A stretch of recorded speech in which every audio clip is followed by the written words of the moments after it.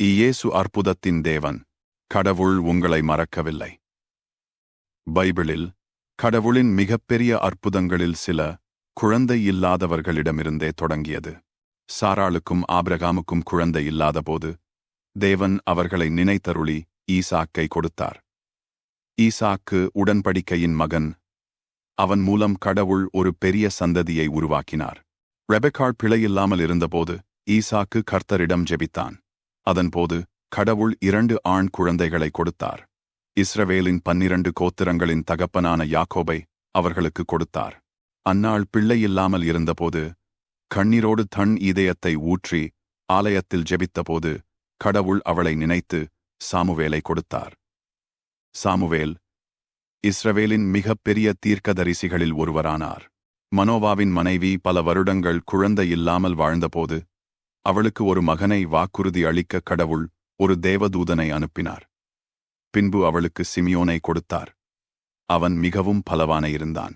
சூனேமிய பெண் மறக்கப்பட்டதாக உணர்ந்தபோது கடவுள் எலிசா மூலம் பேசினார். அவளுக்கு ஒரு மகனை கொடுத்தார். சகரியாவும் எலிசபெத்தும் வயதானவர்களாகி தங்கள் காலம் கடந்துவிட்டதாக நினைத்த போதிலும் கடவுள் அவர்களின் ஜெபத்திற்கு பதிலளித்து இயேசுவின் முன்னோடியான யோவான் ஸ்நானகனை அவர்களுக்கு கொடுத்தார். இவர்கள் ஒரொருவரின் வாழ்க்கையிலும் அவர்கள் குழந்தைக்காக கடவுளிடம் கேட்டபோது தாமதமானாலும் கடவுள் அவர்களை மறக்கவில்லை. கடவுள் அவர்களுக்கு குழந்தையை கொடுத்து ஆசிர்வதித்தது மாத்திரம் அல்ல, உலகத்தை மாற்றிய ஆண் குழந்தைகளை அவர்களுக்கு கொடுத்தார். உங்கள் காத்திருப்பு வீணாகவில்லை. இயேசு உங்கள் கண்ணீரை பார்க்கிறார்.